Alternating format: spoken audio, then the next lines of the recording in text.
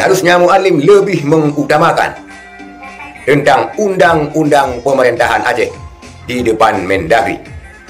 Seharusnya muallim dengan berani sebagai pejuang mengatakan, hidup atau mati, dalam 5 tahun ini kami akan menuntaskan undang-undang pemerintahan Aceh, karena di dalamnya memuat kesejahteraan rakyat Aceh. Dengan berani dan dengan semangat sebagai pejuang, hidup mati, kami 5 tahun ke depan akan menuntaskan undang-undang pemerintahan Aceh.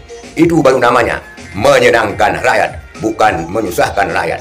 Karena segalanya, kekayaan Aceh, pengelolaan hasil Aceh, pengelolaan minyak bumi Aceh, lambang dan bendera Aceh tercover di dalam undang-undang pemerintahan Aceh yang telah ditandatangani oleh Presiden Susilo Bambang Yudhoyono pada tahun 2005.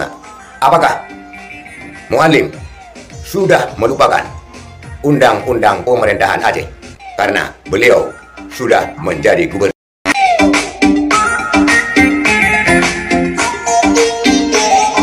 Assalamualaikum warahmatullahi wabarakatuh. Saudara Don fi ayyi makan, banyak yang tidak menduga dan banyak pula yang tidak menyangka, khususnya masyarakat kecil kelas bawah yang ada di pedesaan. Sebut saja seperti masyarakat kecil, masyarakat kelas bawah yang tinggal di pedalaman Aceh Utara. Muallim dilantik di kantor DPRA.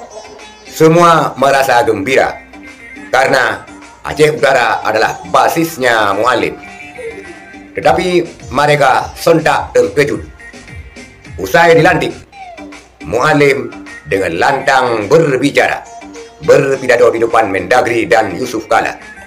Ternyata muallim, program andalannya menghapus barcode. Kemudian, selang beberapa hari, warga mendapat berita di media ketika pelantikan Bupati Aceh Besar Muharram Idris. Muallim menyebutkan akan membangun IPDN di Aceh, khususnya di daerah Aceh Besar. Masyarakat tidak menyangka dan tidak menduga bahwa program andalan utama muallim yang telah tersirat adalah mencabut barcode dan membangun Institut Pemerintah Dalam Negeri ataupun IPDN. Masyarakat banyak yang berharap, banyak yang antusias mengharapkan muallim berteriak lantang di depan Mendagri. Karena Mendagri lah ketika Cahyokumolo mengkolingdon bendera Aceh, mengkolingdon kanun Aceh. Seharusnya muallim lebih mengutamakan tentang undang-undang pemerintahan Aceh di depan Mendagri. Seharusnya muallim dengan berani sebagai pejuang mengatakan, hidup atau mati, dalam 5 tahun ini kami akan menuntaskan undang-undang pemerintahan Aceh, karena di dalamnya memuat kesejahteraan rakyat Aceh. Bagi hasil dengan pusat tertuang jelas dalam undang-undang pemerintahan Aceh. Pengelolaan migas, minyak bumi dengan jelas tertuang di dalam undang-undang pemerintahan Aceh akan dikelola oleh Aceh, tidak seperti sekarang dikelola oleh Pertamina.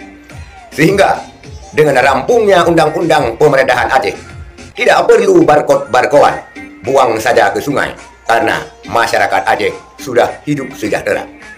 Lantas, apa manfaat barcode dan IPDN bagi masyarakat yang hidup melarat?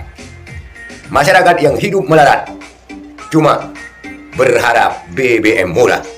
Dengan BBM murah, orang kaya bisa mendapatkan, orang pertengahan bisa mendapatkan, dan orang miskin akan lebih leluasa. Sebut saja Pertalite dengan harga 6.000, Pertamax 8.000. Insya Allah rakyat Aceh akan sejahtera.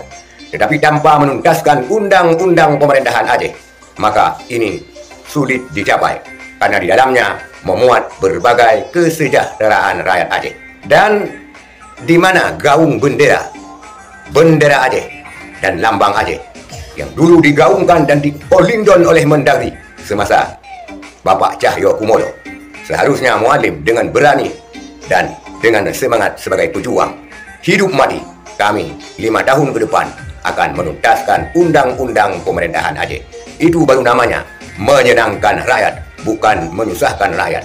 Karena segalanya, kekayaan Aceh, pengelolaan hasil Aceh, pengelolaan minyak bumi Aceh, lambang dan bendera Aceh tercover di dalam undang-undang pemerintahan Aceh yang telah ditandatangani oleh Presiden Susilo Bambang Yudhoyono pada tahun 2005. Apakah Muallim sudah melupakan undang-undang pemerintahan Aceh karena beliau sudah menjadi gubernur?